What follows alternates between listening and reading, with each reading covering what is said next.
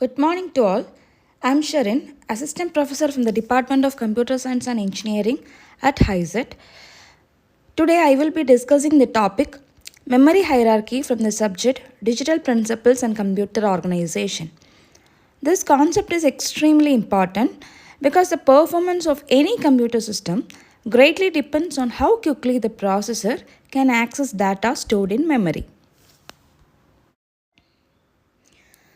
Let's begin with memory hierarchy introduction. In a digital computer, memory behaves like the human brain.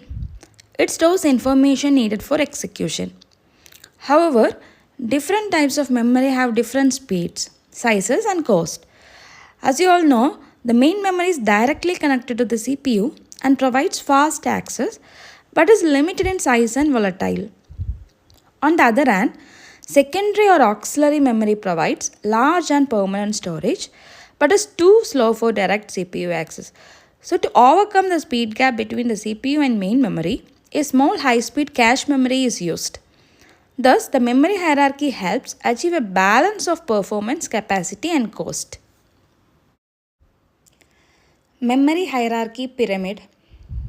This pyramid structure clearly shows the relationship between speed, cost, and capacity.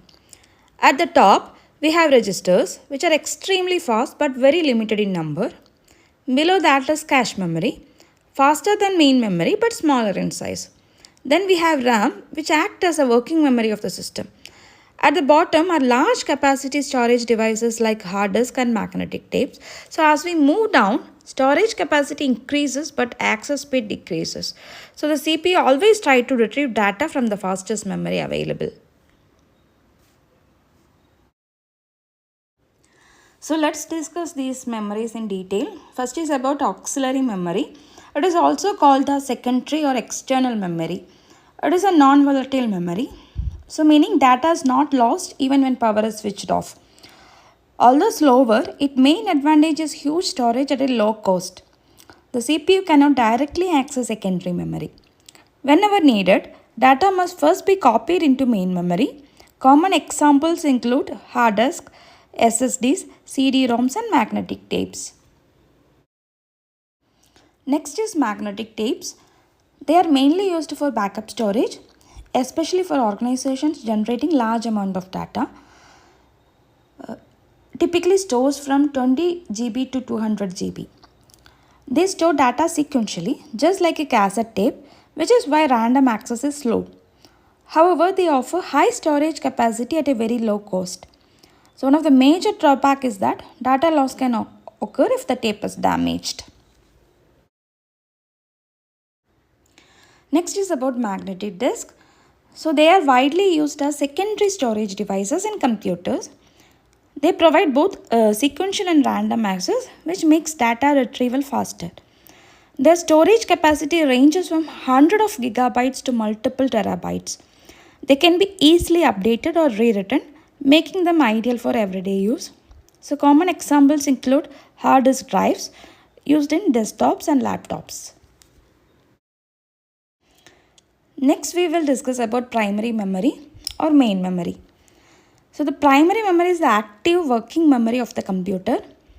It is directly accessible by the CPU and stores data and instructions required during execution.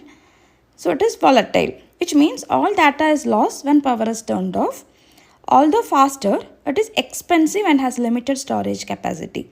The performance of the CPU largely depends on how fast the primary memory can supply data. So there are two types of primary memory. First is RAM and the second is ROM. So RAM is random access memory and ROM is read-only memory. First we will discuss about random access memory. Why RAM is called as random access memory? Because any memory location can be accessed directly without searching in order. It stores currently running programs, temporary data and intermediate results. Since it is volatile, the contents disappear when the system shutdowns. RAM is crucial for system performance. More RAM typically means smoother multitasking. So there are two major types. DRAM, which stands for dynamic RAM, slower but cheaper, used in main memory. Second one is of SRAM, which is called as static RAM, faster but expensive, used in cache memory. Next is ROM. ROM stands for read-only memory. It is a permanent memory used to store system startup instructions such as BIOS. ROM is non-volatile, so data remains even without electricity. Normally, users cannot modify the contents of ROM, ensuring stability and security.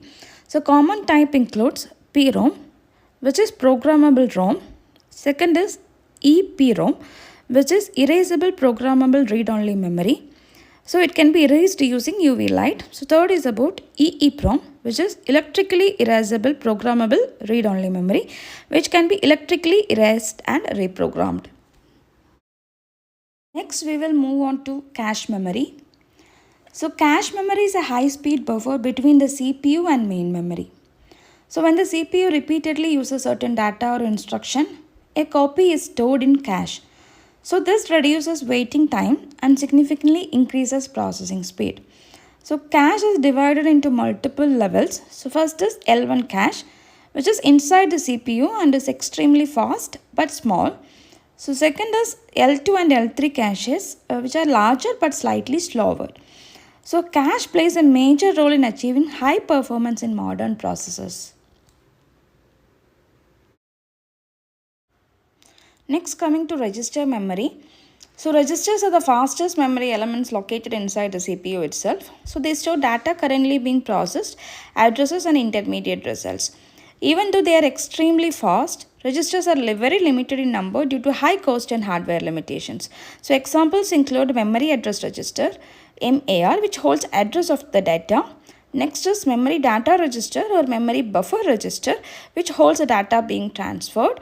So, yet another register is program counter, which holds address of the next instruction. This brings us to the end of the presentation. We saw how different memory units are arranged in a hierarchy to ensure both high performance and large storage capacity. Thank you.